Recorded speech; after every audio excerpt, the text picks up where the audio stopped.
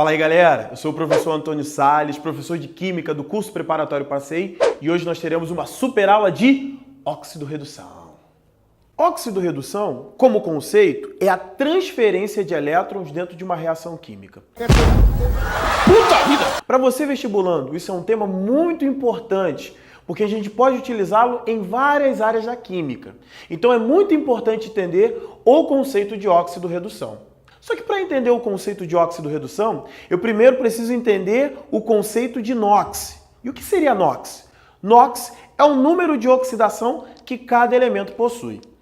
NOx, na verdade, é o caráter iônico que cada elemento possui, como por exemplo, se o elemento tende a doar elétrons, ele vai ter um NOx positivo e ele vai ser classificado como cátion.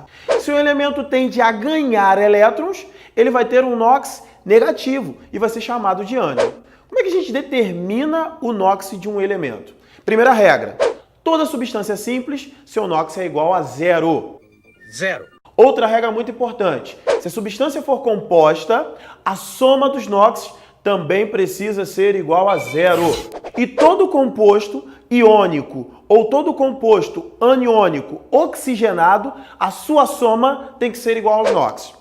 E quando você vai determinar o NOx de um determinado elemento, você precisa saber que alguns elementos possuem o NOx fixo e outros elementos vão ter o NOx variado, que é o que você vai ter que determinar. Por exemplo, nós temos aqui 3 exemplos no qual nós temos que determinar o NOx do enxofre em cada uma dessas substâncias.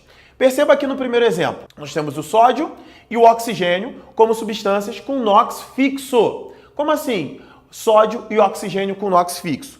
O sódio é da família dos metais alcalinos e todo elemento que pertence à família dos metais alcalinos tem um NOx igual a +1. O enxofre é o elemento do qual a gente quer determinar o NOx, então ele vai ser a nossa incógnita, ele vai ser o nosso X. O oxigênio, ele também é um elemento, pertence aos calcogênios e o NOx dele também é fixo, igual a -2. Ué, Antônio, mas como é que você sabe todos esses NOx? Galera, todo elemento que tem o NOx fixo, você tem que fazer de tudo para memorizar o NOx dele. Até porque quem sabe NOx, sabe tudo. Então agora, galera, como eu já disse, depois de você determinar os NOx dos elementos, a soma desses NOx precisa ser igual a zero. E aqui nós vamos calcular.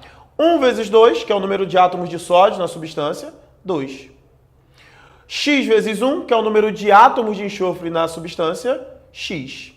Menos 2 vezes 4, que é o número de átomos de oxigênio na substância, menos 8. Fazendo esta equação, teremos X igual a +6. Então, nessa substância, o NOx do enxofre é igual a +6. Segundo exemplo, o enxofre aqui está representado como uma substância simples. Como eu falei, substância simples, NOx é igual a zero. Então, o enxofre aqui, o seu NOx é igual a zero. X é igual a zero, sem problema, sem dúvidas, sem dificuldade. E nesse último caso aqui, nós temos um ânion oxigenado. E aqui, ó, eu não sei qual é o NOx do enxofre aqui nessa substância. Então, eu vou colocar o valor de X. E o oxigênio, quem sabe NOx sabe tudo, o valor dele é -2. E agora eu vou fazer a soma. Perceba que a carga aqui é -2. Então, não vai ser igual a zero, como no primeiro exemplo. A soma desses NOx tem que ser igual a -2. E aí agora a gente vai fazer novamente o cálculo. X vezes 1, que é o número de átomos de enxofre na substância, X. Menos 2 vezes 3, que é o número de átomos de oxigênio na substância, -6. Esta equação vai me dar um valor de X igual a +4. Então perceba que dependendo da substância, o NOx de um elemento ele pode variar. E se isso acontece dentro de uma reação química, o elemento ou a substância recebe um nome característico.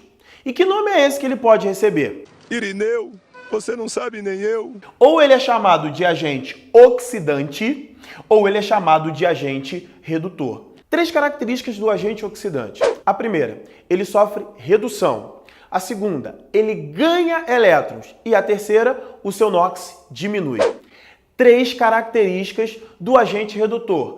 A primeira, ele sofre oxidação. A segunda, ele perde elétrons. E a terceira, o seu NOx aumenta. Veja o exemplo. Aqui você tem o cobre com a carga +2 E por isso o seu NOx aqui nessa fase é mais 2.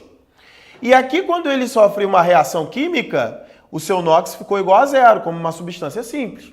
Perceba que o NOx deste elemento, ele diminuiu, ele reduziu. Então a gente vai chamar ele de agente oxidante, porque ele sofreu redução. Então nós chamamos o cobre de agente oxidante.